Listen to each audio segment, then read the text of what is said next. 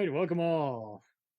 Tom and JJ are back in the studio with Paul, Derby, and I, and we are here to discuss the variety comedy group and music band, the Monkees. Thank you very much. Thank you very much. It's going to be a lot of really big shoe. really big shoes. Really big shoe, really big. A really big shoe, size 23 double E. It's a big shoe. Bob Lanier. A lot of that. A lot of don't do that and tell me it ain't so. You must be joking. You got to be joking. You must be joking. Oh, man. I'm telling you, when going through some of this again, Mickey Dolenz' smile is just like infectious. And I mean that in a good way. Like you just want to smile that as grand as he is. He has that specific jawline. It was like, I feel at peace. All right. So, Paul, it's been a while since we had you on here. What was your introduction to the Monkees? Were you watching it when it was in reruns, or were you? Oh, my introduction was probably in my early years as a kid growing up in the 80s. The Monkees were my mom's personal favorite band. My mom and aunt wanted to date each and every one of them. They were like just obsessed. And then occasionally I seen the variety show, but I didn't really get into the variety show until I got probably more in my teenage years. And then I wasn't able to really watch it because I didn't have access to it. The music rights have definitely caught it up. It still shows on occasion on Get TV every once in a while, so that Sony brand allows it to show. But there are other times where, like, if you're watching episodes on YouTube, they have to censor out the theme song. Yeah, or they put in a different track altogether for like the escapades, like when they do the little romps and stuff like that, you know. Yeah. Mm-hmm. I know one of the last ones I seen was here a few years ago, back when I still had satellite before I got rid of it. I was watching on some channel there. They usually showed like a block of it every Saturday or Sunday. I think it was Sunday. Usually alternated between that and Gilligan's Island. Sometimes they mixed and matched the episodes, just alternated and stuff. But I was watching an episode and I never realized Frank Zappa guest starred on that. Yeah. Same kind of crowd, just fun, just joyful escapades. And you're cute little monkey. I'm dirty, gross, and ugly.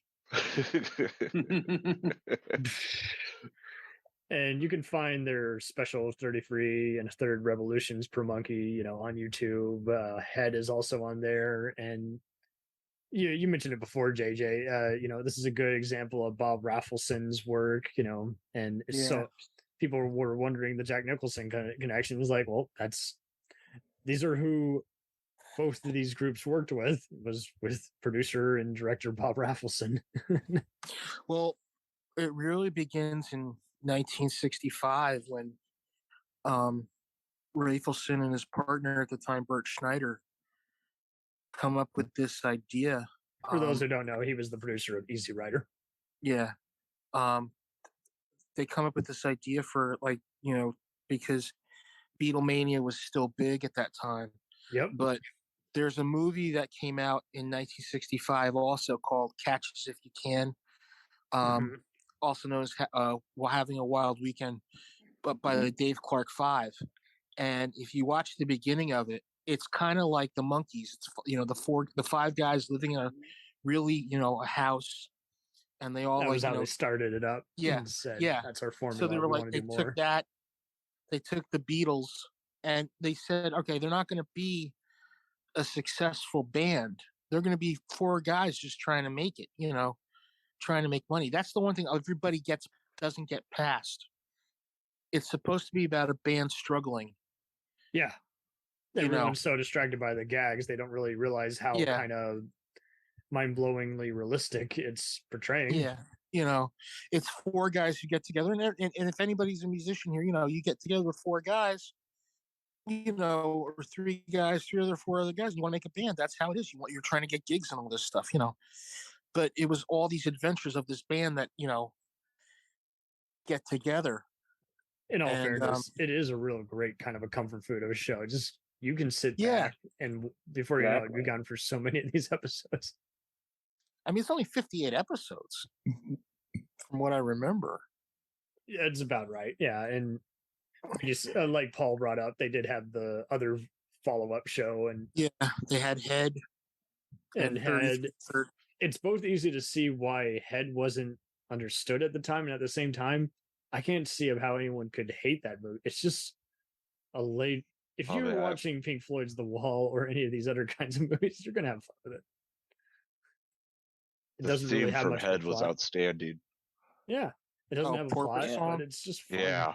Porpoise Song is one of the greatest rock. I think it's easily in, like, if you think about late 1960s rock, that song, and I think Circle Sky and Do I Have to Do This All Over Again from Head, the soundtrack. Porpoise Song is just an amazing song, Yeah. Yeah. amazing arrangement, and if you get the extended version, with the coda at the end of it, it's like your brain goes like into Technicolor. That's why I Yeah. always say, like, if you listen to Pink Floyd's The Wall, or not Pink Floyd Dark Side of the Moon, it's kind of like predating that a little bit. And very much so. Just how Yeah. it's all syncing up to the album, and much like the essence of a music video, it is Yeah. going to. It's syncing up with the visual on screen. Yes. But the thing I've always said is, like, when you go back to the series, there's always been a debate. Did the series push the music, or did the music push the series? Oh, good question. And I've always Ooh. said it's a 50-50 thing. Yeah, that's probably how I'd rate it. But when you think about it, they had two songs. They had a single that came out. The first single that comes out is Last Tree in the Clarksville. That debuts, I think, in August of '66. And that's right the time when the Beatles are going to are going to stop touring. So all of a sudden, this record comes out and becomes number one. And then they come out with then the show comes on, and they come out with "I'm a Believer, I'm Not Your Stepping Stone," which is probably one of the greatest punk rock songs of all time. And the first season, those first two records, the Monkees and More of the Monkees, the guy behind that was Don Kirshner. Mhm. Yeah. Yeah. And He was big part of this. with the golden ear, they called him the man with the golden ear. And he had this stable of songwriters: Boyce and Hart, Goffin and King, Neil Sedaka, Tony Stern. I'm trying to think who else was on those records. And then you have Neil Diamond. Neil Diamond. Yeah, Neil Diamond. I forgot Neil Diamond. Neil Diamond had like 2 number 1 hits: "A Little Bit Me" and "A Little Bit You," and "I'm a Believer." Yeah, "I'm a Believer," And Suck and Smash Mouth. These guys were the original. I hate. But then you've got Mike Nesmith, who's also a songwriter, and you got to think they all came from different backgrounds too. The Monkees. Davey was a Broadway star, right? Yeah. Peter Tork. Yeah, musical theater. Yeah, Peter Tork was a folkie. There are times where I look at Davey and he looks so much like one of the Beatles. He could easily pass for Paul McCartney or Ringo. Mickey Dolenz had done Circus Boy. Yes, there you go. And then he kind of like, he was going to school, college, and stuff like that. And he's the only surviving member so far, which is just wild. And then Nesmith was doing the whole folk thing too, but he was also under contract to Colpix, which was like a subsidiary of Columbia Records, as Michael Blessing. So nice. So the four of them, the only guy who had the audition was Mickey. No, Mike was only Mike. Because they did all the auditions, but the only one who The only one who had the inroad was Davey. That was it. Davey was the only one who had the inroad because he had done Ben Casey. He'd done all these little TV spots beforehand. He had more to display on his resume, and yeah. But yeah, it's 1965. They hold the auditions, and they pick these 4 guys. And you got to think they filmed the pilot in 65. It tests. It bombs initially. And then what happened is that Rafelson went in, recut the pilot, and it tested high. And they said, "Okay, you're ready for the fall of '66." And they had to get the songs ready. Oh, totally. And that's how initially it all happened. Yeah. So, the rest is basically, illustrates itself. Do you believe any of these rumors that some of them just weren't getting along after a while? It's like I saw some rumors about Jones and Dolenz and Nesmith, and I think that's just smack talking for the most part because they didn't keep up as much that time. With they all had, and Paul and Tom, you guys want to jump in and correct me if you want it. They all had their little idiosyncrasies. Yeah, definitely. Yeah, anytime you're in that dynamic, there's going to be spats and here and there. I think Mike Nesmith was the strongest one because, first off, he's the one that fights for the autonomy of them as a band. Yes. Because you got to remember the first record, they get he has 2 songs on it. Okay, fine. Boom. But he was right. He wrote Mary Mary and Different Drum. So he was making some money off of that. If you remember correctly, he wrote Different Drum for the Stone Ponies, and who was it? Paul Butterfield covered Mary Mary, which was on the second record. But Torque was like, "Hey, I want to play." Peter Tork told the story. He's like, "I brought my guitar down one time, and they said, 'What are you doing? You don't have to play guitar. You just show up and do the vocals.'" So I think Peter and Mike were more wanting to push the autonomy of being a real band. Mickey and Davey were more like, "Hey, we're just going to come in, do the vocals. Let's not be a real band just yet. Let's just, let's play it as we go along." Yeah. But best formula. But slowly, I think Peter and Mike start to tell them, "Look, if we got to go out on tour, we got to make the music. We can't have people behind a curtain doing this shit." Yeah.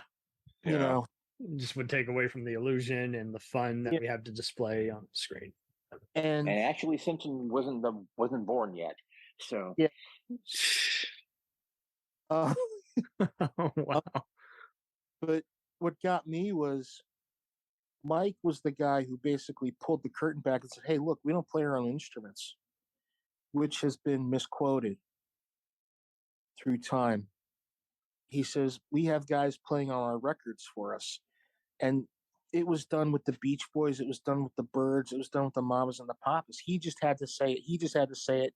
And because he was a TV star, everybody came down on him.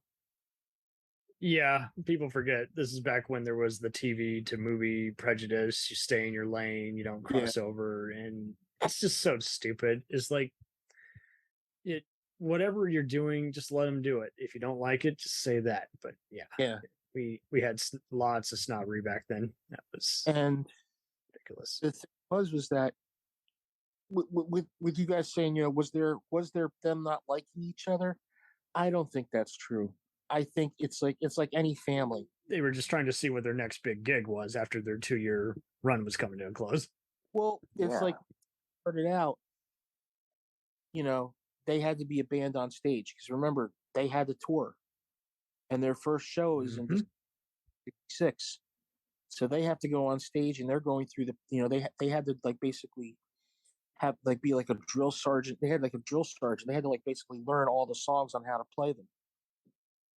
And they go out on tour in 66, and you got to remember, they did an hour, maybe an hour 15, where most bands were doing a half an hour show. So they were good on stage. They could prove themselves on stage. Totally. If you listen to a record live 1967, that's the four of them playing. There's nobody else. I mean, they had a backing band when they did their solo spots, but that was it. That's the four of them playing. Very cool. But the whole thing about them not getting along, no, I think that's BS. And plus, again, anyone could have taken anything out of context, if it was just hearing. I'm sure that's probably what happened there. Is they had like a little spat and somebody just ran with it outside of them. Because any other thing you can often kind of prove, because people would respond to claims, and there was like other ways to back up the evidence before we had all our CSI type DNA we have today. I think. Have you guys ever heard? Now you guys know the story about Mike Nesmith and Don Kirshner, right? No, I can't say I'm terribly as familiar with his work. Okay, I just mainly have heard mainly a lot of the Easy Rider stories, how Roger Corman regrets not helping them out. No, you guys got to hear the story. So, January 1967, they're in Cleveland, and somebody goes next to a record shop and he finds this album, More of the Monkees. And basically, the back of the record, if you read it, it's basically Don Kirshner congratulating himself. Oh. Yeah. Hmm? And they saw it and they heard it and they were like, this is all like tracks that were rejected from the first record. All right. So Nesmith now is like starting to fume. And now Torque, now Peter, now Davey and Mike Davey and Mickey are starting to get on his side. And so is Peter. They go to the Beverly Hills Hotel and he's going to give them $250,000 a piece for the first record. And he has all these tracks for them to record. Supposedly one of them was Sugar Sugar, which now is not true. And yeah. And he says, look, Don, we've been doing this for 6-7 months now. We should have the right to record our own music. We should have the right to be a band. We've been playing in front of audiences. We're knocking them dead. What do you, he's like, well, you got a contract and you can't, and Nesmith basically took his fist and put it through the wall and looked at Kirshner, and I think looked at the lawyer, Herb Molius, and looked at Kirshner and said, that could have been your face. He's not wrong. And I think what happened was Kirshner got bounced out as head of Columbia Coal Gems Records or whatever it was. And that spring, they started work on their first album as a band called Headquarters. Wow. Which is an amazing record to listen to, Very nice. So I also take it from the standpoint that I've always seen Mike Nesmith as an unsung intellectual. He was very much a Renaissance man, especially after the Monkees.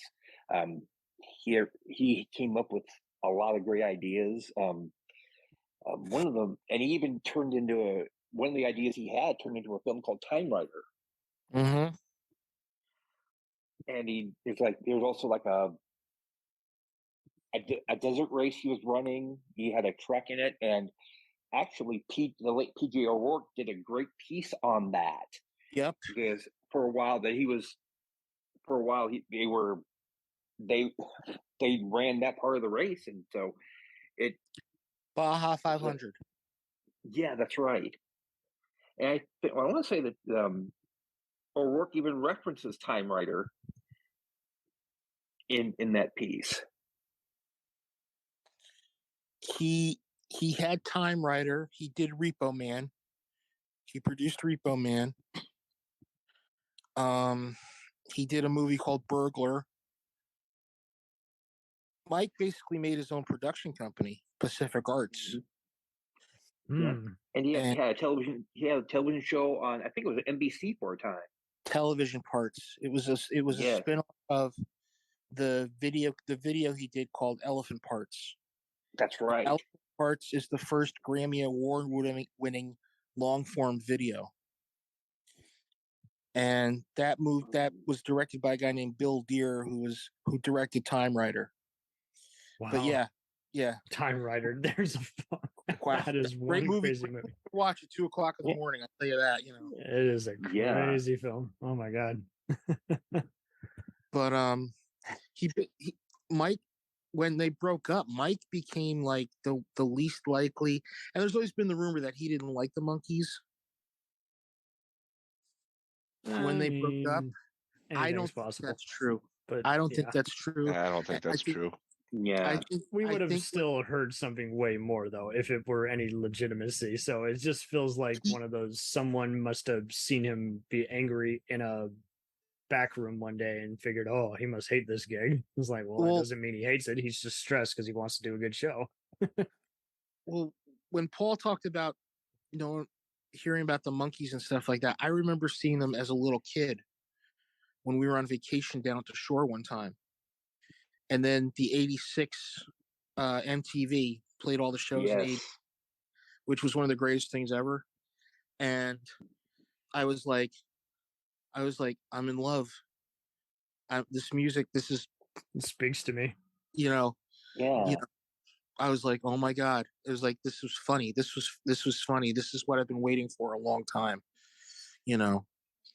And I'll tell you, it was definitely a combination of the show itself was dated, but yet timeless. I don't know how they did it, but the music was the same way. It was nice, light, bubblegummy type stuff, but it was still very much, you could pop it on the radio today and you might be able to get a few people saying, hey, this is great. Who did this? Was it Kanye? Was it who's doing it?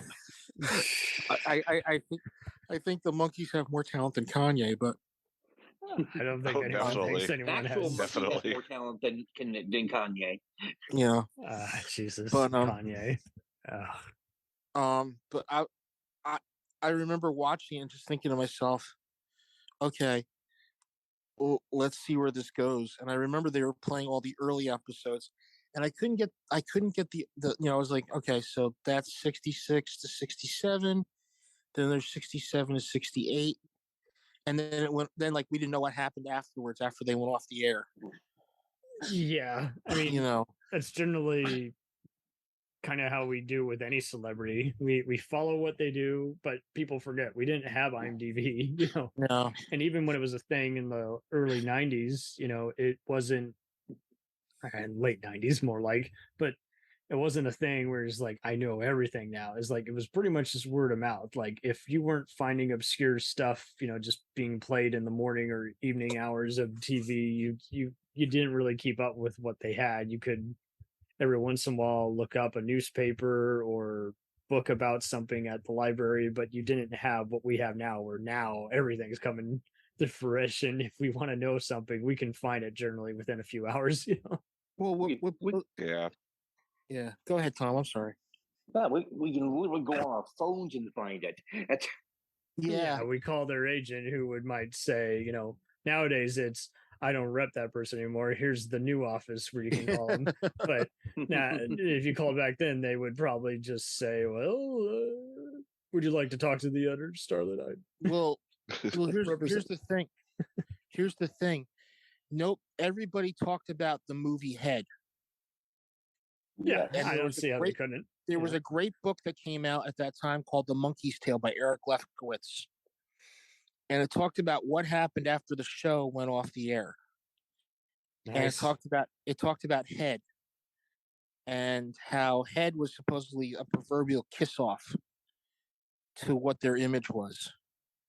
You watch that movie, it's a very dark, it's a funny movie, but there's a lot of dark things, that are done in that movie. I'm not talking dark like, gross. I'm talking dark like dark humor, like, them laughing at the guy who slowly becomes handicapped as he's talking to him. You know, there's one where they're like showing like they're in a factory, and like there's all these accidents going on and stuff around them. You know, so that movie came out on video cassette in 87, 86, 87. It was on Columbia Video home, cassette. Yeah. And I wanted to go buy it, and it was $79. I was like, no. Yeah. Sony does seem to own a lot of their library, but yeah, I can. If you even go on now and just find like obscure stuff like the 33 1/3 special, that's going still for $87 on Amazon and eBay, and you're like, for God's sakes, I get it's a collector's item, but come on. But the thing that got me about that is like, then you find out the later, like that period of 67 to mid 68, that's Monkey Mania. That's Monkey Mania right there in a nutshell. They've got the 4 #1 records. They even had a coloring book about the Monkees, for God's sakes. Yeah. I'm surprised they didn't guest on Scooby-Doo. One of them did do a voiceover. Davy Jones. That's the one. Davy Jones did one. Yep. But that's as close as they got. But yeah, you're right. Mickey did the Funky Phantom and Devlin. Yes, Devlin. Oh, yeah. Small 33 1/3 is like. Have you guys ever seen that 33 1/3 Revolutions per Monkey? It was a fun visit. It's a fun visit. The only part I don't like a rejected episode with a few dead spots in, but it's still. Well, that turned me on to like Brian Auger and the Trinity and Julie Driscoll, who sings "Wheels on Fire" and "Absolutely Fabulous." Yeah, and but the ending, if you guys ever see it, it's the 4 of them playing on a soundstage doing "Listen to the Band," which Mike had recorded like in June of '68. So, that's the big part. That's the big end part of it. It is, and there are times where just the visual colors they use alone is definitely a big drug influence. You can tell, but it's just fun. It's not. Doesn't feel like a complete special, even by special standards. But I mean, people have to just realize they were trucking these out, right away, and they just had to make sure the enthusiasm was there, and whatever else was there, that's just what was there. Just like any kind of sketch show or music act, they're trying to give 100 at every act, and sometimes they're going to slip. It's long hours. We'll return after these messages. Do you ever find yourself thinking about who would win in a fight between Goku and Superman? Hi, I'm James Gavsey, and on the Who Would Win show, me and my co-host Ray ignore anything important happening in the outside world and debate fictional battles between characters from comics, movies, and video games. We got a new show every week, and almost always am I the winner. Yeah, not true, Ray. In the past, we've discussed such matches as Captain America versus Darth Vader, Solid Snake versus the Iron Giant, classic matchups like RoboCop versus Terminator, and even the Muppets versus Sesame Street. That one was crazy. So if you're a fan of geek culture and love a spirited debate, check out the Who Would Win show wherever you get your podcasts, or check us out at whowouldwinshow.com.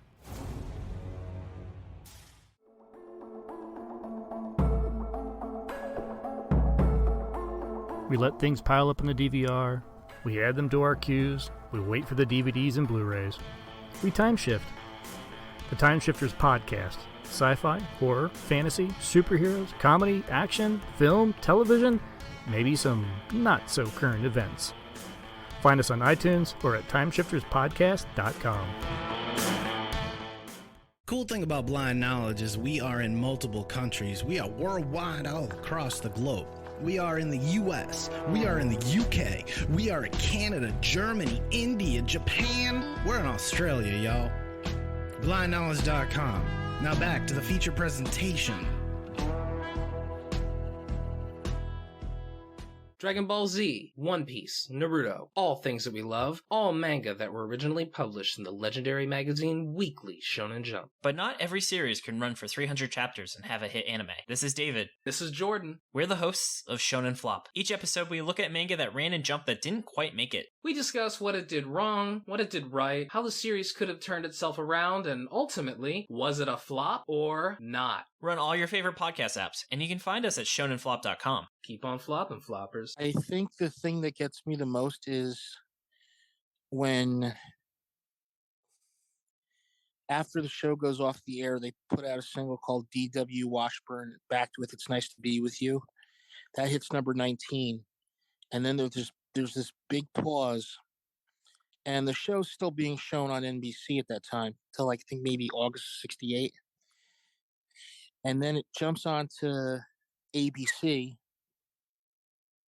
And then it jumps on to CBS. It's one of the few shows that was on 3 networks on the Saturday morning schedule. But nobody realizes they put out more albums after as a trio. Yeah. Did they ever get as much play from those albums? Because if I've heard any Monkees songs lately, it's probably at 2 a.m. It's not as abundant. The 2 albums were Instant Replay and the Monkees Present Mickey, Michael, and Davey, and the albums didn't do as good. Because after Head and after 33 1/3 and after Peter left the band in December of 68, they kind of had to retool their image. And all I remember reading about is that they went on tour in 69 and the crowds were like, where they played to 10, 60,000 people, to 20,000 people in one spot. Yeah. They were playing like half of that or a quarter of that, and they had the weirdest idea ever. They decided to go out on tour, and Mike and Mickey were in the Valley, and they found this band called Sam and the Good Timers.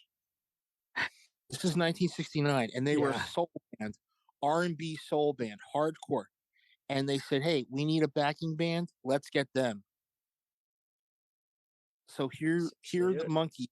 Here are the 3 Monkees being backed by a rhythm and blues act, and everything starts to sound like rhythm and blues. After a while, yeah. Yeah, I mean, there's rare audio and video of them on like the Joey Bishop show or the Johnny Carson show, playing some of their songs. And they did the spots like on like Laugh-In and the Glenn Campbell Good Time Hour, which are on, I think, DVD, something on YouTube or something like that. And it's kind of sad, really, when you think about it, because I'm sorry if I'm overtaking the conversation. No, it's fine. I'm following your lead. But it's like, if you read about the last show they ever played, it was at Oakland Coliseum in November of 1969. And the Stones had played there like 2 weeks earlier, and they sold the place out. The Monkees played there, and it was only like I think they said about between 1,500 to 2,000 people in the audience. And it was like, oh, Jesus, that the 69 tour, it's like you read about it, you're like, oh Christ. They just caught a bad break, and unfortunately, studios were just as cruel as they are now. If they aren't getting the numbers that they require, that they insist upon, they're going to just drop the act and just say, hey, nothing personal, and you're just not making us any money. Well, it wasn't the studio. It was like Coal Gems, which was Columbian Street Gems, which was their record label, was putting their albums out, but it was like the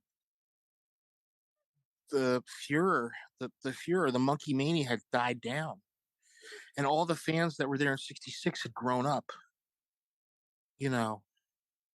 they were listening to like Jefferson Airplane and Crosby, Stills and Nash and stuff like that. They didn't want to listen to like Ersatz Beatle records, you know.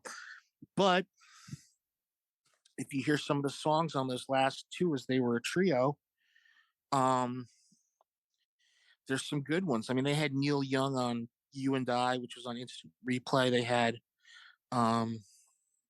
you would have thought they would have done better since, you know, again, Mike wrote Linda Ronstadt's first hit, and again, they were able to outperform the Beatles and Rolling Stones combined in music sales, and yet here they are. It's just hot for a while, and then just, you know, here's mid 70s just get dropped. here's how it worked. The first two records sold like hotcakes, right? Yeah. They take over the music. They take over musical control. They hire Chip Douglas, who was a bass player for the Turtles. He comes in and he produces Headquarters, which is the first record they all played their instruments on, you know. And it's an amazing record, right? Goes to number one. Doesn't sell as much as the first two. Then in December of 1967, they put out Pisces, Aquarius, Jones Limited. Pisces, Aquarius, Capricorn, and Jones Limited. That's the big record. That's the one where it was studio players and them playing. So they, you know, it was a 50-50 split, right? And that was pretty cool. You know, it had Pleasant Valley Sunday on it. It had Words. It had what was it? Cuddly Toy on it, which was Harry Nilsson. You can thank the Monkees for Harry Nilsson.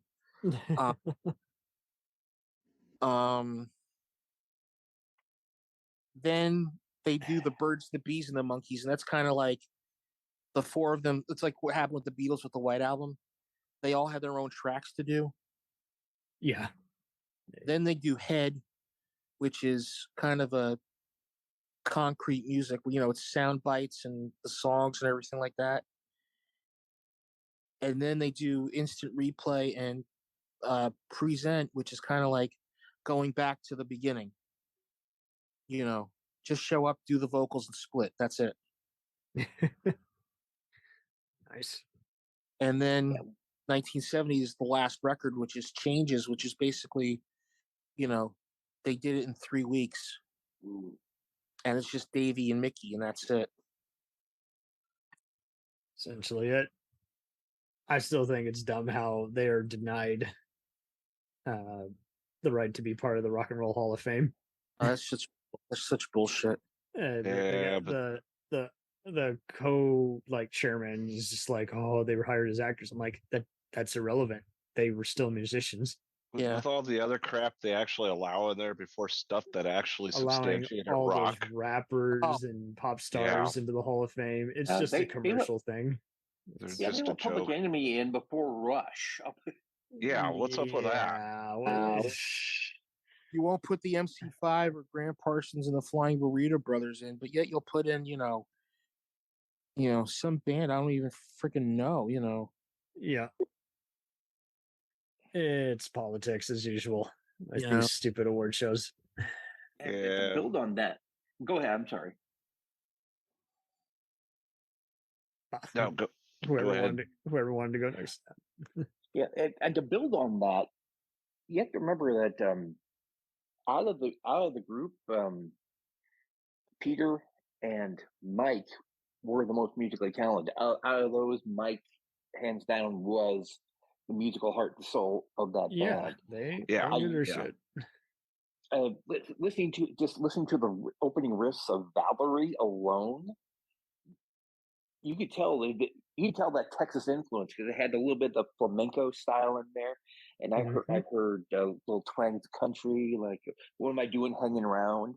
And it doesn't really surprise me that they would seek out rhythm and blues because you can kind of tell with Mike, you could tell his musical influences were that maybe vocal range. Been centered in Texas, but but it was still well rounded. And he has that background, even though he might not have pursued that lane at first. He definitely kept it as an open avenue. Mike, absolutely. Mike and Peter. Mike, when he left the Monkees in 1970, formed a band called the First National Band. Yes. Him, John Ware, Red Rhodes, and John London. Get the records. Loose Salute and Magnetic South. They will, like everybody says, the Flying Burrito Brothers. Yeah, they're great. Listen to Mike Nesmith stuff. That was, that was him pushing the pushing the buttons on the future, and then he made records after that, which were amazing. It was all set in stone. He knew what he wanted to do the rest of his career. Yeah. And the thing is with Peter is that Peter is the most musically talented. If you ever hear what Peter played, he could play guitar, bass, banjo, piano, harpsichord, all of them. Yeah. French horn. I forgot what else. Who can we say who can do that in today's? Nowadays, it's I can sing to the tune of auto-tune, but if you read the Headquarters record, it's like Mike Nesmith, 6 and 12 string guitar, 16, 12 string guitar, Hammond B3, Mickey Dolenz drums, guitar, or Davy Jones, percussion, all this. Peter Tork, bang, second line, And the thing was, Peter played the dummy on the show, and he was far.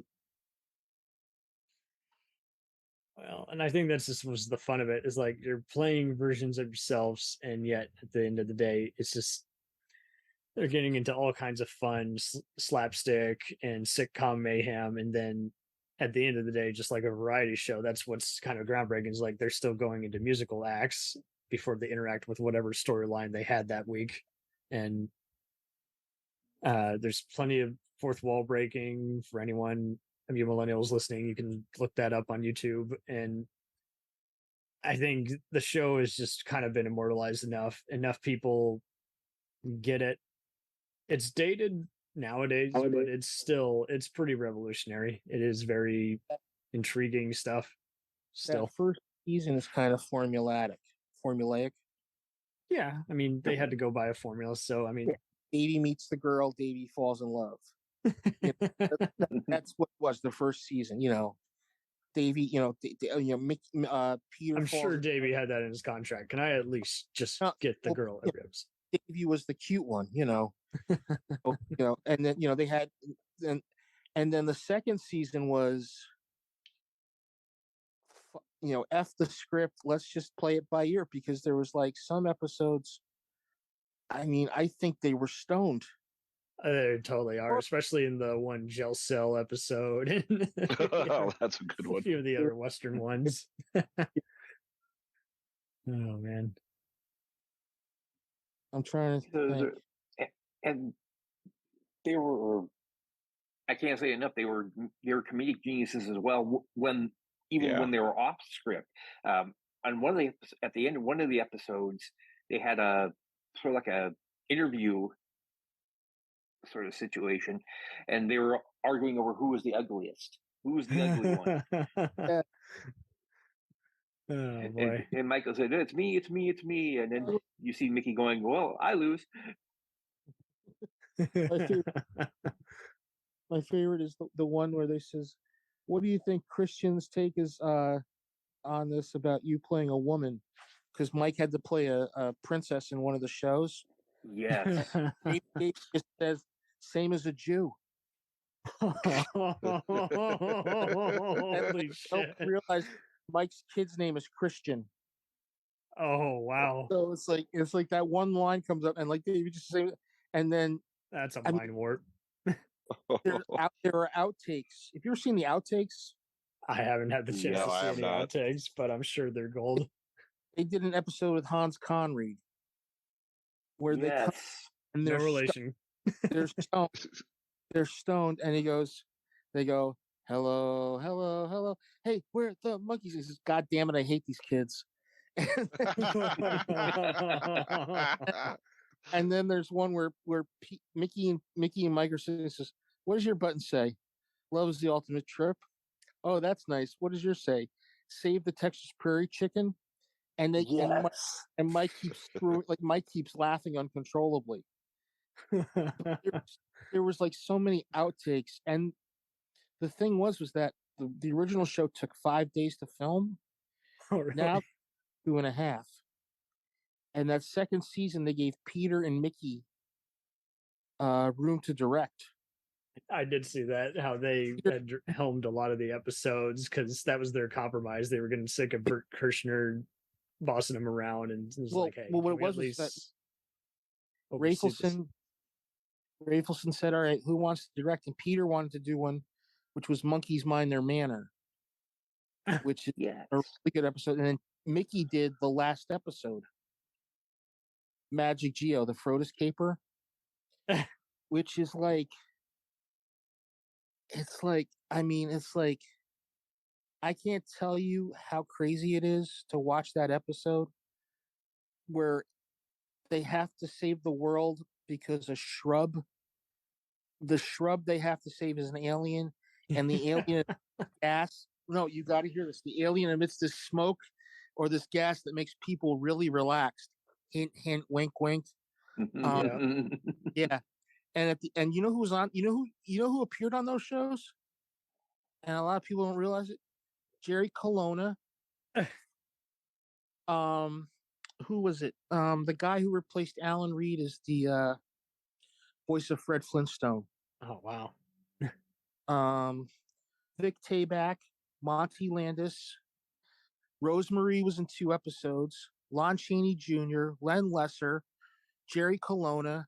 There's all kinds of singers who were doing voice Rip work. Taylor, Billy Hayes, Dub Taylor, Ruth Buzzy, George Firth. I'm just going off who I remember was on those shows. Melody Patterson Melody Patterson, just after she left F Troop. Julie Newmar. Oh, that's right. Oh man. But yeah, That's I mean, great. the comedy. I mean, I don't think the comedy's dated at all, to be honest with you. Oh no, I'm just meaning just like in the style and everything. But yeah, Oh, I mean, it's a simple. If you can watch any other kind of 60s sitcom, you should be able to handle this one. And I think anyone, if it's best to even just watch it with your parents, especially if you guys can't agree on something to watch. Just watch what they've been growing up watching, and you'll come to understand it even better. You know. You guys. Oh, I'm sorry. Go. I gotta say they you guys are magnetic sometimes, just like the Monkees. But go ahead, Tom. And the thing about it, like I said earlier, was that it's dated, but it's also timeless. Good comedy never gets to the point where it's so stale. That's a good point too. Yeah, definitely. You can take a situation from the Monkees, pop it in today with different background pieces and different actors and different and updated references, but the core of it is still going to be there. The core of it is definitely there. Yeah. And I don't know if I mentioned it earlier, but the fact that a lot of the episodes, especially the early episodes, revolved around them trying to get gigs, that I think helped to peel the onion a little bit further. Well, unlike an onion, it didn't make us cry. That's for sure. Well, some of the episodes did. Okay, fair enough. They weren't all gems. I'll put it that way.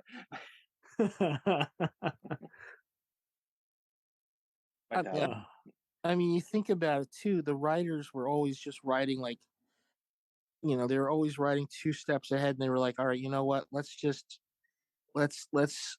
be funny in a way that, it's not going to be like Ozzie and Harriet or My 3 Sons or My Mother the Car or Dick Van Dyke or anything like that.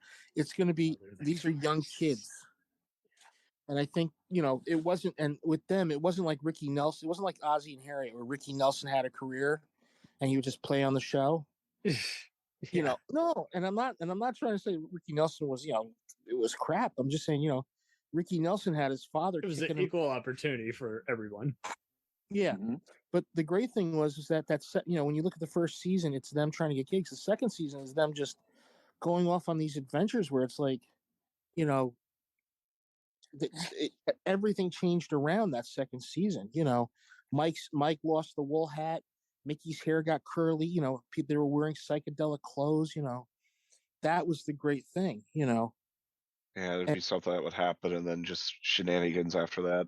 Yeah, totally. And then hilarity will ensue. Oh yeah. Oh yeah. But it's only 58 episodes, but it's 58 of the best episodes. I mean, like I always say, there was the Monkees, the Munsters. When it comes down to it, I think the Monkees are always going to be eternal. TV shows come and go, but I'm just glad that they still replay it here and there, despite Sony being a dick and kind of limiting reruns of it. I don't know why you would just deny people to see the classics. Eventually they're going to ask for it, and if you don't deliver on it, you just lose more customers. Well, the best thing to get was Silver Eagle put out the 2 seasons uncut. First Rhino had the first 2 seasons, and they had 33 and a third with the second season, so you could watch it. Nice.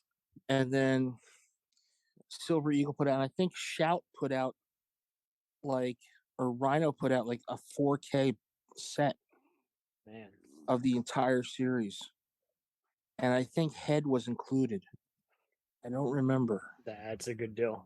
Might as See well that get the whole kahuna. Bonus Head. Yeah. Oh, yeah.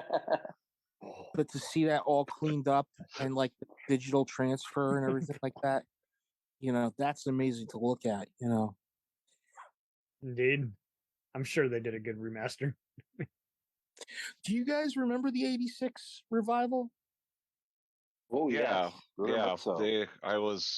My mom actually went to that. I was going to go with her, but then for some reason I think I was 11, 12 at the time. Yeah. She decided to have one of my older cousins go with her instead. I saw them at Brendan Byrne Arena with my mom and my friend and his mom.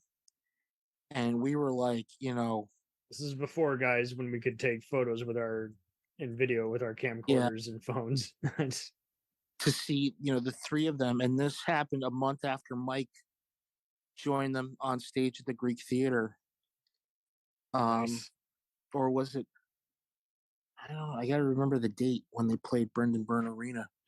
I remember going there, and my mom, we were sitting up top, and my mom had vertigo.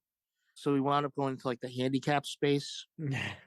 And we sat there, my mom and but you know who was on that bill? It was Herman's Hermits without Peter Noon, the Grassroots, and Gary Puckett. And then nice. They all did their 20 minutes, and then the place, the crowd, the lights went out. You heard, "Here we come, walk down the street. We get the funniest looks from everyone we meet." And oh, wow. Hey, hey, hey, hey, hey, hey, hey. And Mickey comes out, and there's a plunger, and he takes the thing, and all 3 of them just hit it, and the thing explodes, and you hear him go, "Hello, New York!" And he started playing Last Train. But that's when it was Mickey behind the electronic drum set, which got me I want to see Mickey behind the drums, And I'm one of the few people who saw the 3 of them, and then I saw Mike Nesmith live. Damn. At the Bergen Performing Arts Center. You had one. Oh yeah.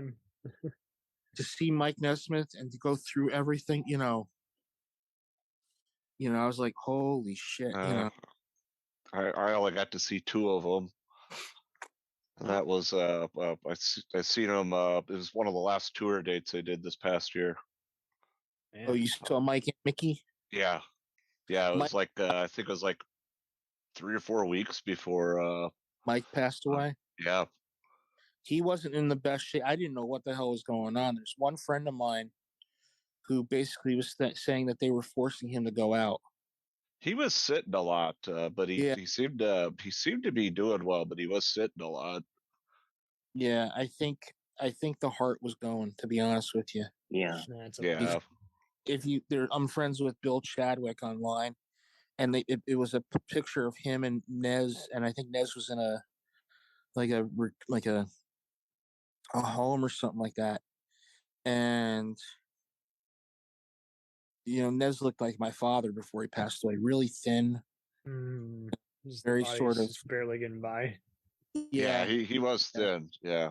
Yeah, and I remember, because you got to remember they did the 50th anniversary of Headquarters, the three of them, and he looked robust. He was out there. He was doing what he was doing. I think he had heart surgery too. And it was surprising that we didn't know how sick he was. Same thing with Peter. When Peter died, he had cancer, but we didn't know how bad it was. No. Okay. Davey was the big shock. Because Davey was the one that was like, what the fuck? He was out at his farm and he just had, he got chest pains and then just keeled over. So, I mean, now Mickey's the only one who's left. It's like, why do I get the feeling that Mickey Owens is a Highlander? Oh yeah. Well, like Adrian Paul, he does have that smile that makes you say, "I want to smile." I don't know why, but I want to smile. I just want to smile all day. You guys are having a great time, and I think that is what's different from other music and comedy acts. Is just often when they're performing, you are still kind of just the audience. You are separate from them, and they kind of just introduced a lot of the interactive portion, let alone just showcasing how to showcase their passion and incorporate it into their act. And I think that is a key indicator compared to other acts where the minute any artist shows that they are just losing it, they are not really wanting to be here, or they're just tired after the fifth song they played, oh man, the momentum in that audience can just die right then and there. Well, if you listen to them, the record live in 1967, where there's a box set which basically was all the like 4 or 5 shows in 1967, they really got the crowd into it.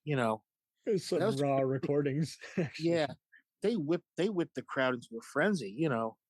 First off, the show starts with them jumping out of these like big giant Vox amplifiers. Nice. And it's like, bang, they're there. If you watch the episode, The Monkees on Tour, you get a feel of what it was like, for them to be on tour at that time. They're talking about some real things, even though they're downplaying it for laughs. It's like, no, this is a real thing. This is their life. Like you hear, like you see them, like they're just hanging around for a couple days, and then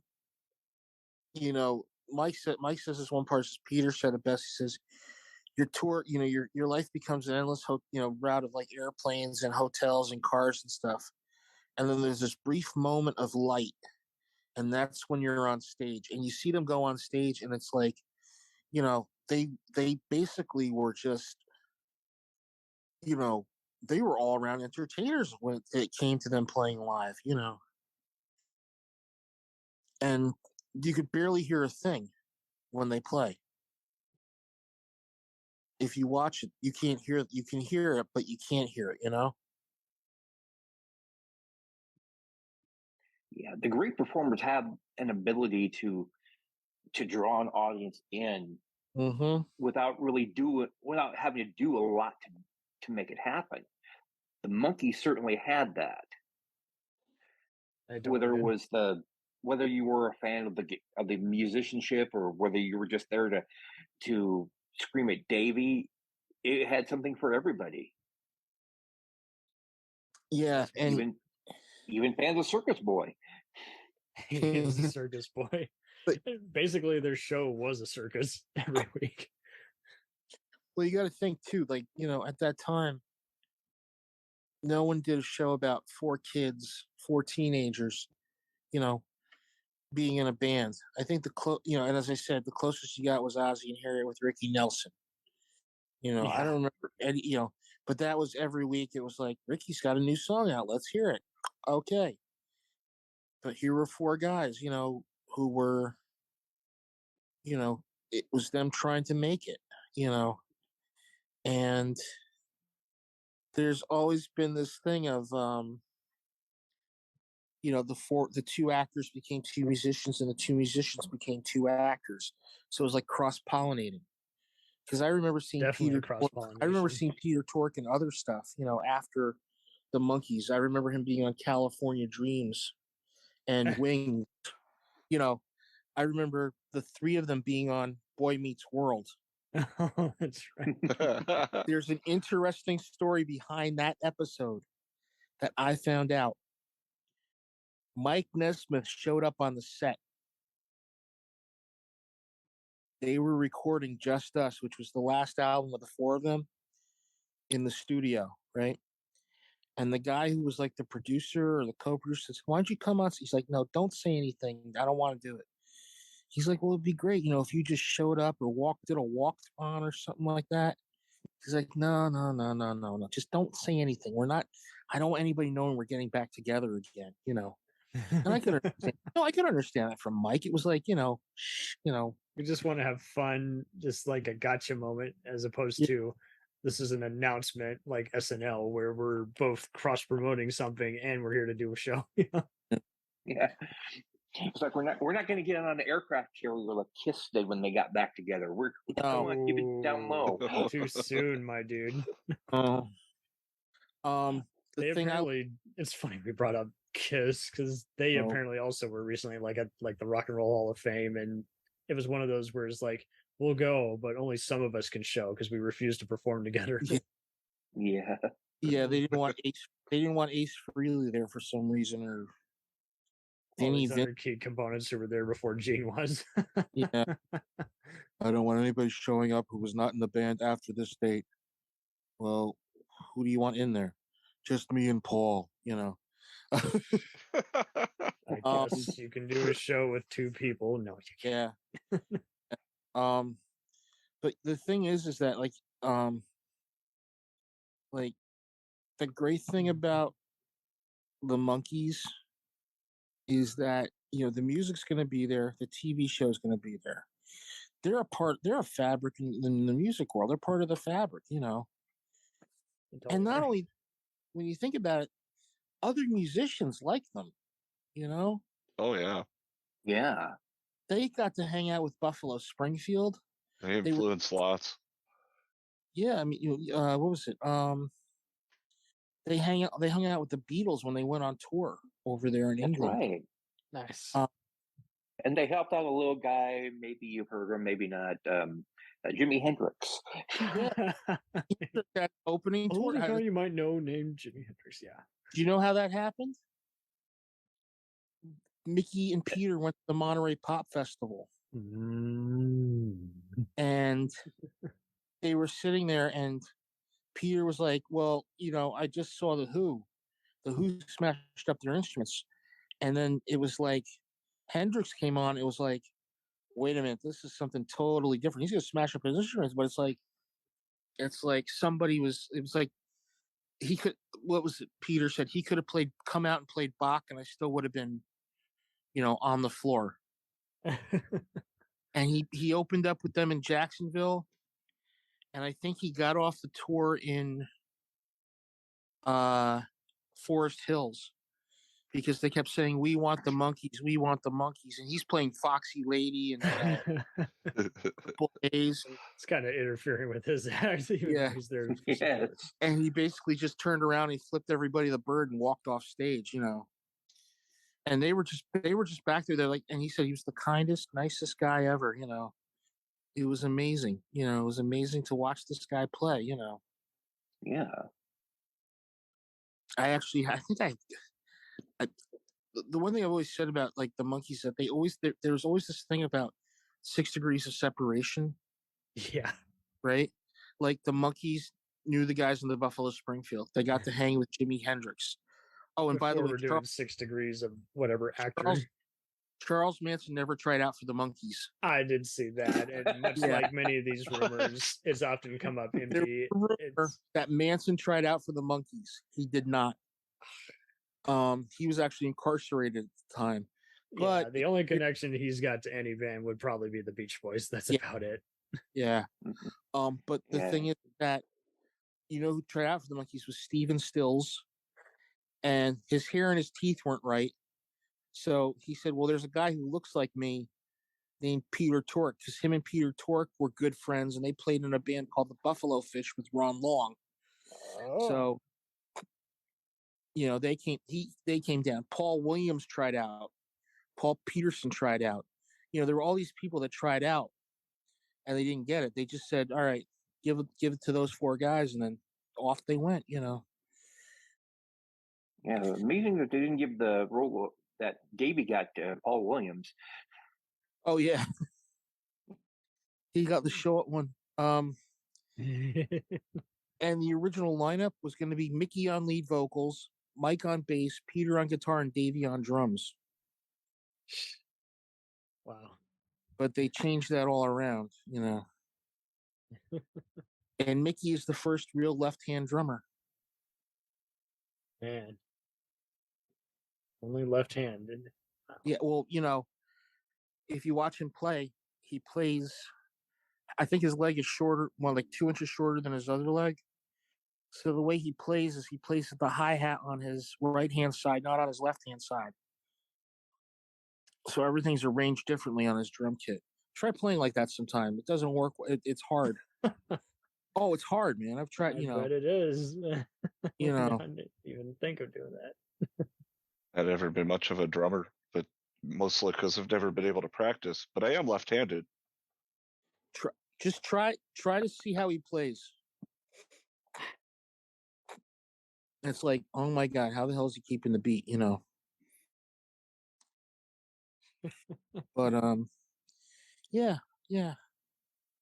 Trying to, wow, that you brought up Paul Williams. I'm trying to think of what recent show I just saw him cameo on.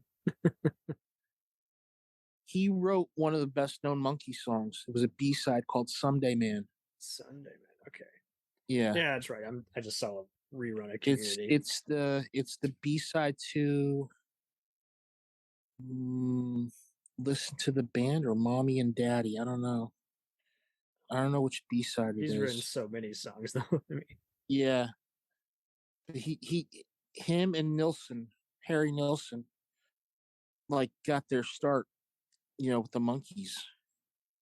And Nilsson is one of those guys you hear everybody. Well, Nilsson and Mickey Dolenz hung out, in Hollywood during the 70s. There's no one else to hang out with. That was the crowd to hang out with, because you had this is going to crack you up: Keith Moon, Alice Cooper, John Lennon, Harry Nilsson, and Mickey Dolenz. That's a great combo. Who drank the most and who lives? They were known as the Hollywood Vampires. I mean, after all, Nilsson is the American Beatle. After all. Well, I have pictures of Mickey and Nilsson and John Lennon hanging out with each other, and there's a picture I have of Alice Cooper and Mickey Dolenz with each other, in a bar somewhere. That's like, I'm sure so many people went to that bar after they knew they had been there. It was the Rainbow and the Troubadour and the Roxy. What state? California, of course. Yeah. And among others who also played at the Troubadour, a young comedian by the name of Steve Martin. Yep. Yep. I've never heard of it. Yeah, he did a few things. Wasn't he a jerk or something? Oh, yes, he was. And he didn't wear plaid. Oh, yeah. I love that movie. Oh. Sucks me in every time. Yeah. He does love his noir parodies. Yeah. Oh, and he also wore the cruel shoes. I just love his speech on What I Believe. Oh yes. And I'd be remiss if I didn't throw in one more band reference here. Odd thing is that a lot of what happened to the Monkees happened to another boy band, as it were, not too long afterwards. The Bay City Rollers went through a lot of the same stuff that the Monkees did. Yep. Wow.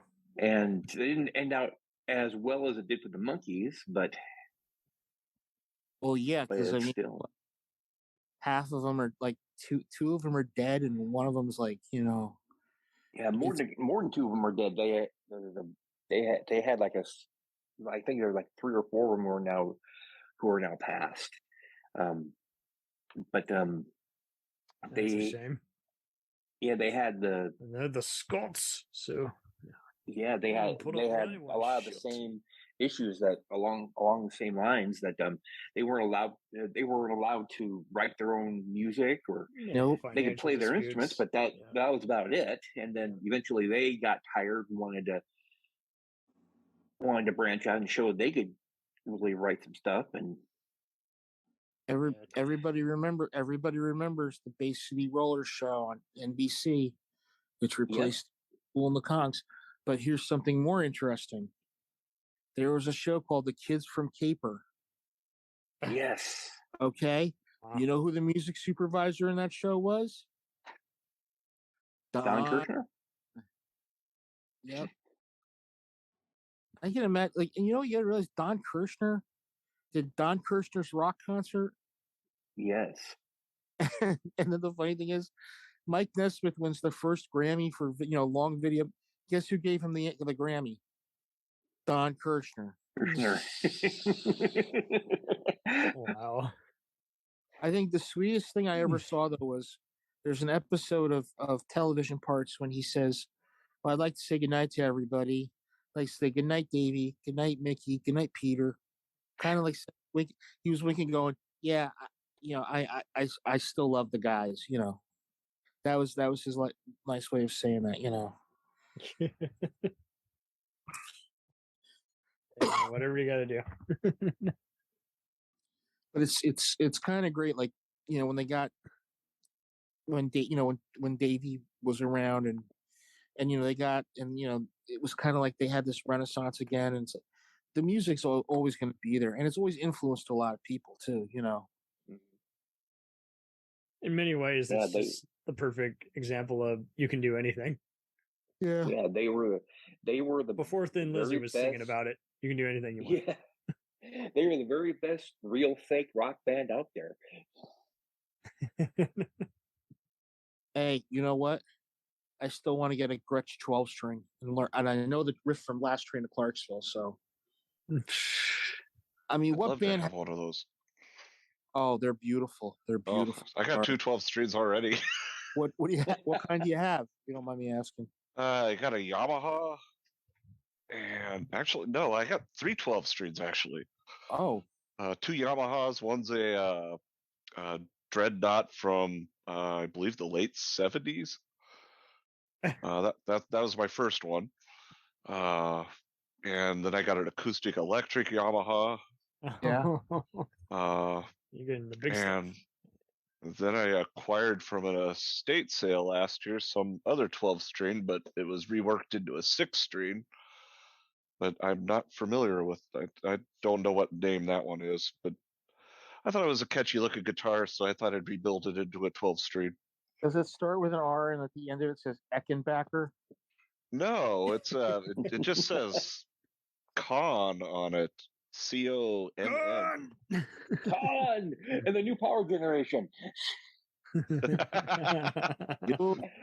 7-string, my friend. Shall not play. I think oddly enough, if it's the same Con that I'm thinking of, they were in an episode, a short of Mystery Science Theater 3000. Interesting. Mr. B Natural. Oh, God. That one they were trying to sell horns. Yeah. It was only natural. I want to say it was spelled the same way. But I do love 12 strings. I played a Epiphone 12. I'd go to Guitar Center. I'd always find a 12-string, and I found a Gretsch 12-string. Oh, nice. Oh, but it was like it cost more than my car. Ooh.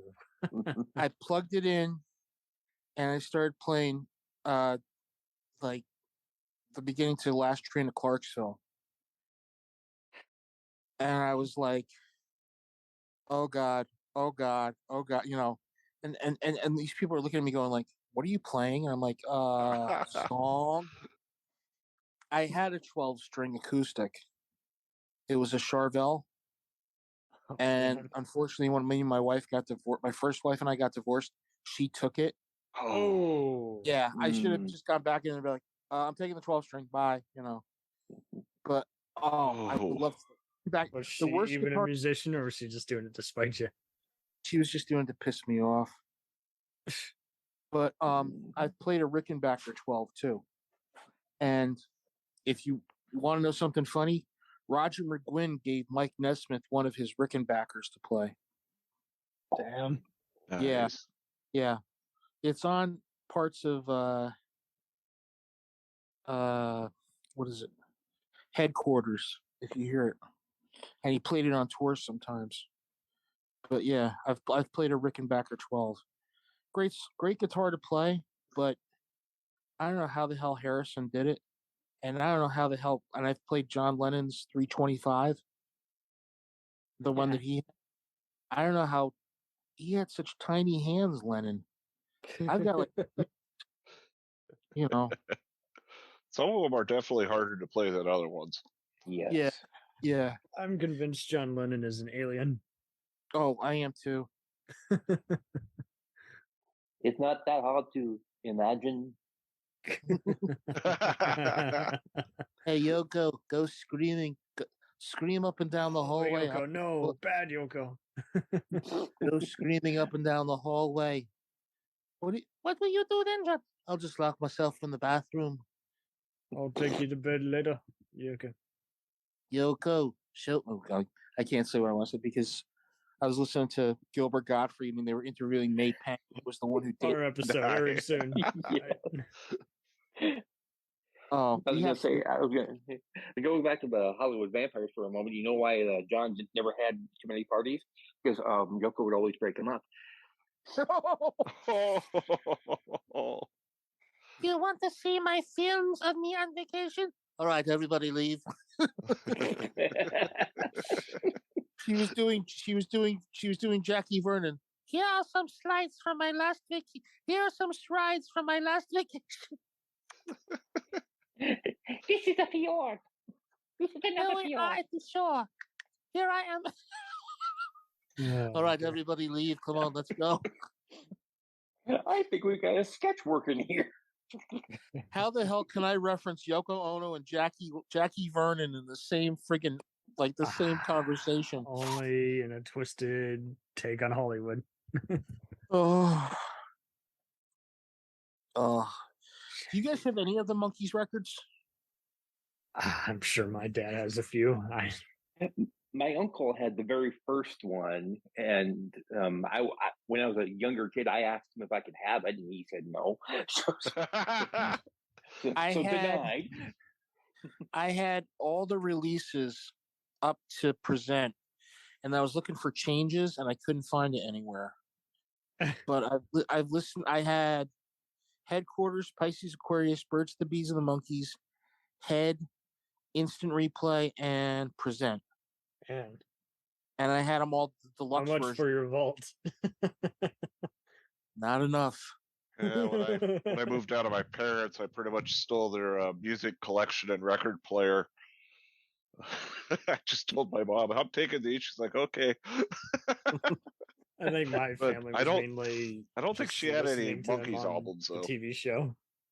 Because that's just it. It's like, there's two crowds. The ones who were both watching the show and seeing them in concert and getting their music. Then there's, the ones who just saw the show and casually bought music. No, I happen to fancy those primates now. Yes, I love the Monkees. I think they're very, very good. Yes. Mr. Howell, they're very challenging. They're very challenging for a bunch of primates, you know. I swear, like you try showing, like our generation really knew what funny was, and I thought the Monkees were funny. You know. Oh yes. You show it today, I don't know how that, it's like there was one huge difference. Yeah. Yes. Like there's one episode, the Monkees Christmas episode, right? The Christmas show. Mm-hmm. They're singing Deck the Halls, right? Deck the halls with boughs of holly, fa la la la la la. 'Tis the season to be jolly, fa la la la la. Don we now our gay apparel. And they limp their wrists, and I'm like, oh God, that would not go over today. That would not go over today, Maybe not, but it's still funny. And for anyone who was offended by that reference, you please contact Cameron at the website and ask for a form. Sully will not see your case. Your case has been thrown out of court. Next. Oust! I'm the Bert Kirshner of this fucking show. Yeah, there's going to be some. They realized. Overall, I think it's a mostly agreeable show. It's just, you got to get someone who's actually not attention deficit disorder and actually going to, maybe I shouldn't word it that way. Someone who isn't just like out of the loop. Like they need all their butt jokes then and there. It's like, no, this isn't that kind of show. This is a variety fun show. This is not a show for. This is definitely not a show. Sophisticated comedy show. Sophisticated. This is not a show for somebody if you have the attention span of a third on a triple espresso. They should air this on Nickelodeon, not TV Land. They should air this on Nickelodeon instead of all this stupid. It was on Nickelodeon for a long time. Oh, I'm sure it was. It was on Nickelodeon. MTV dropped it. It went to Nickelodeon. Then it went to TV Land. It went to TV Land, Nick and then Night. Nick and Night. Then it disappeared, and then all of a sudden, like 2001, they started re-airing it on VH1. Really? Wow. Yeah, and then they did that horrible that horrible TV movie, Daydream Believers. Oh my God. Like the worst fucking movie ever made. I mean, it doesn't even do anything, I have to see this. This has got to be bad. I haven't seen that one. Oh my God. I have. So 2000. Wow. Some of the actors they chose. I remember seeing that promo on ABC, and I was just it was not good. They got Mike mostly right. They got Mike mostly right. They got Mickey, but they got Peter. I mean, they got Davey. It was like 6 out of 10 star rating. So what you're saying is they're too kind. I mean, Mike comes off as like Mike is the one who's more believable, but the Davey one, it just sounds like somebody's doing a really bad Manchester accent. Peter is like very innocuous, and Mickey. Then we get Mickey right. Mickey has curly hair throughout 2 seasons. If you're a nitpicker like I am, you're like, no, he had straight hair the first season, then it got curly. What the hell? So it's more overrated than Bohemian Rhapsody. Got it. Well, Bohemian Rhapsody, I had so much to nitpick on, and my wife was going, "Don't be so nitpicky." I was they like, didn't even tell the story of freaking Queen. Oh my God. Because at this point, that he realized he had to be nitpicky. At this point, he realized I'm Morgan Freeman. Gotta say, man, it's bullshit. There's a time and a place for everything, and this was the time, and this was the place. I was like, they didn't redo Fat Bottom Girls. They did it in 78. Why is it doing it in 76? Oh, God. And why are they doing We Will Rock You? He didn't have a mustache when they did We Will Rock You. He had a mustache in 1980, man. Why are they doing We Will Rock You in 1980? It should be 1977. Come on, get with the program, guys. Oh, God. So take your pick. Overrated movies made by directors who don't want to actually finish the goddamn job they started, or cheap Canadian movies for ABC. You lose either way. Oh, VH1 broadcasted that. I thought they were just replaying it. I swear that was on ABC. No, it was on VH1. ABC did Hey Hey We're the Monkees, which was the one that well, shit. Where it was like I watched it and I was like, I got to turn this off. I'm like, what? My girlfriend at the time said, why? I said, this doesn't feel like a Monkees. It just feels like, I'm watching 4 old guys. Oh, Jesus. Mickey was involved with it. Oh, my God. He must have been asleep at the wheel. He's like, okay, it's shielding my ego. I'll let you guys worry about whether it's actually good or not. Wait. Mickey was involved in Yes. Dave Weavers? Yes. He must have been like, Mickey, can you just tell us what happened here? Well, this happened here in the Not Mickey, okay, Michael. bye. My bad. But yeah. Oh God. Anything to just keep the brand alive, I guess. So there was enough blame to go around. There's no point at everybody. This has a 7 out of 10 star rating. Again, JJ disputes that. Recount. Freaked out. I'll tell you. I watched the movies. I watched them both. I was very happy with them. But then I just say the same. I'd say maybe it was a 3 out of 5, or maybe a 17 out of 24, or maybe it was a 1 out of 3. Went from Jeff Goldblum to a little bit of Dennis Miller. They're all in the same impression. I mean, you got to tie it. Oh man, so this has been a delight having you all on here. Anything you would care to promote other than be more sarcasm? I don't know. It's always a delight. Right into the film junkyard. And walking here, the film junkyard, man. Hey. Film junkyard. Yeah. And I have a new page up called Rock and Roll Will Never Die. Yeah. Which I have so true. Never dies. Page called Rock and Roll Will Never Die. Yep. It does not die. He will never die, but it might be on life support. Yeah. Don't say that. It might actually happen. Jesus. Paul, where the hell you been? I've been suffering through what is passing for music these days. Oh, music? Question mark. You call that quote unquote music? Now that's what I call music. JJ Bruno edition. It's just me going like playing the thing for 30 seconds. It's crap. That's what I was thinking too. You'd have an entire CD of you it's going like the critic. It stinks. It's fucking awful. Don't play ever. Worst auto tune ever. Worst ever. You guys should have seen the recent 25th anniversary of South Park where they're performing on stage while Primus and Ween perform. Yeah, it's like the most anti-music concert I've seen. I still gotta watch that. I haven't watched it yet. It's laid back fun, not a must see, but it's got some moments.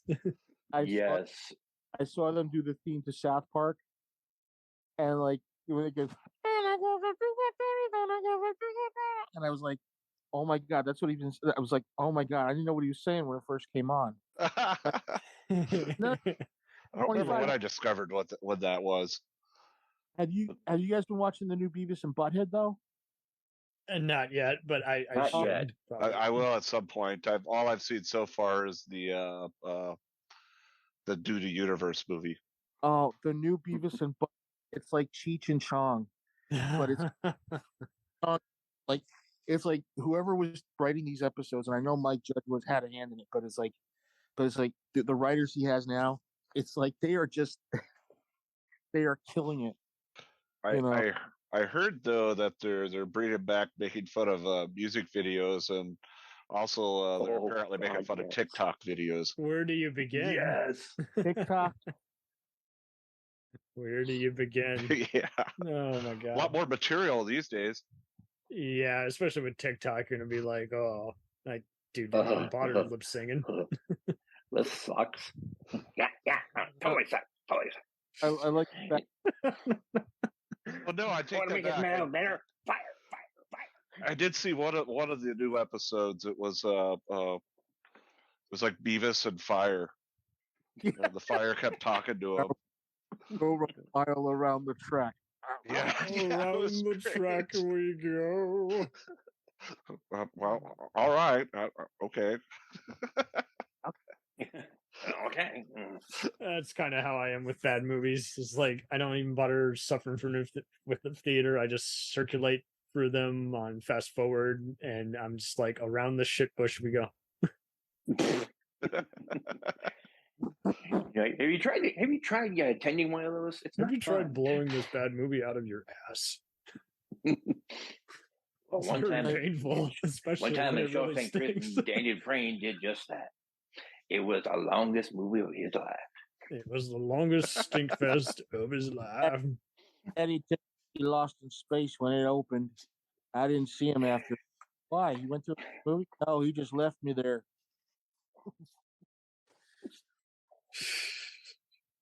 I'm going to say this right now. Lost in Space. I've been watching some of the old episodes. First episode, Dr. Smith is not on it. It's the pilot episode. No, it's just the gal running away from a giant monster. It's just the cheesiest scream. Then it goes to the first real episode with Dr. Smith, and I just start going, "Oh yeah!" You start doing your impression. Oh my god! When we first, I think we were talking Gary Oldman, and like we just got sidetracked. We just could not stop talking about the original OG who played him. How he's like, I haven't even seen that piece of crap, and I won't intend to. Oh well, wait. When Jonathan Harris was on. Conan? Yeah. He's like, I heard know he's what a really train good. wreck the movie was. Oh, he said in private. He said they all did it for a paycheck. I opted out. I haven't even seen the newest version, which apparently follows both the this is where it's confusing. It's like it both acknowledges the original show and the movie. I'm like, pick one or the other, buddy. I did hear about that part of it, but I don't know if it's an Easter egg or what. I'm just like, let me just finish this rewatch. Parker Posey played Dr. Smith, but the funny thing is, the character she kills is Billy Mummy's character, and Billy Mummy is playing Dr. Smith. Oh God! Oh, young Will, oh, why are you playing me? Oh man! Actually, I love Gary Oldman as Dr. Smith. I always forget he's in it because he just does such a good job of avoiding the stink. But what a shame that Bill Mummy didn't get to play his Twilight Zone character. Just saying. If not his Babylon 5 character. I don't know. Well, which character are we talking about? He's like the next Dr. Smith in like this new Lost in Space. It's weird. Yeah. Oh dear. Oh dear. What have I gotten myself into? Next, I'll have to do some more Space Academy. And then I have to do Uncle Croc's block. Not to be confused with the cock block. They have a car show in Pomona. I've got a Burger King with me, Adam West, and Grandpa Lewis. Yeah, lost in space. Yeah, lost in your own ass. Yeah. I hate it. These are their old chum. That's great. Oh, you had to wear that bat suit. You had to dress like a vampire. I dressed up in a velvet jumpsuit. Yeah, you imagine if he was in the movie Blue Velvet. Oh. Don't you look at me. Don't look at me. Don't look at me. Okay. Enough bastardization. Thank you all so much for being on here.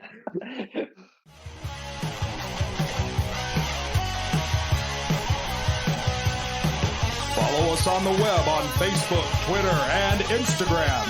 The podcast is available on Podbean, Spotify, iHeartRadio, Anchor, Apple, and anywhere else podcasts are available. Feel free to review our show and leave comments on any of those sites. Thanks a million for listening. It's a jacked up